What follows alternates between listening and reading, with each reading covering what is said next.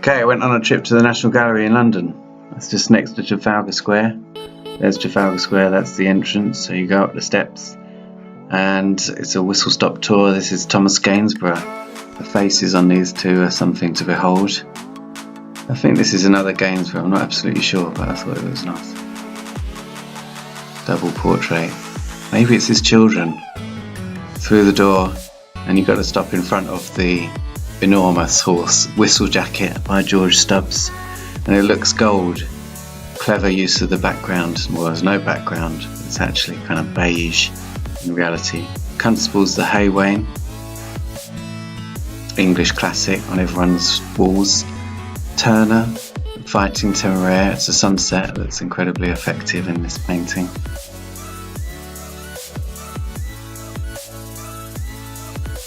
And moving on, I think, in a second to another Turner, yeah. So that's the famous one with the train, and if you'd have to look really close to spot the rabbit running away in the background. It looks like a total mess, but it's quite an amazing picture. The March of Modernity, knocking down a rabbit. Okay, this is one of Lucian Freud's most favourite paintings of all time. He did an etching of this one, actually. Chardin painted that. The school lesson. Georges Seurat. We've skipped to the Impressionists, that sort of era, and he was a pointillist, so there's lots of little dots making up the whole painting. It's an enormous painting as well, so it must have taken him about 6 months to paint, probably. And over here is a Monet. I'm not sure how well this came out, but it's very, very pale picture, almost no dark colours in it at all. Big Ben in the mist in the morning. Over here to Sorrow street scene at night, I believe.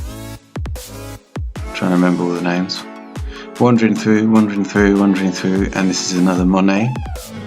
His famous bridge in his garden, his back garden. Nice garden, Monet. This is Manet, from Monet to Manet. Mexican soldiers. About to shoot someone. Unlucky someone. This painting was owned by Lucian Freud when he was alive. He was bequeathed to the nation in 2011. It's a Corot?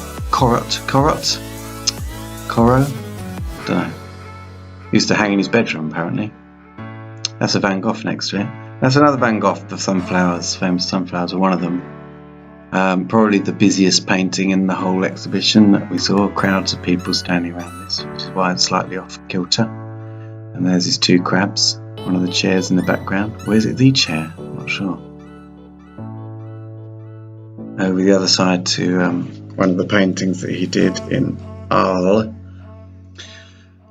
which has got a very lively sky and very lively wheat field, I suppose it is. Cézanne's self-portrait, smaller than you think. Good painting. Rousseau is there. Henri Rousseau and his tiger in the storm, or whatever the actual name of it is. It's got all dark rain crisscrossing the canvas. This is over to a few paintings by Degas. So high wire act, sort of circus act painting. Some of his famous dancers, green and red, contrasting in this painting. Very dry use of oil paint on an unprimed canvas, I think. Just really dry oil paints, because he actually really wanted to use pastel instead of oil paint, because oil paint was too gloopy for him. So the next one is pastel, and that's one of his sort of after the bath sort of pictures. And that shadow on her back is red, actually. So you got the red and the green again. I don't know if you can see that. That was actually a red shadow.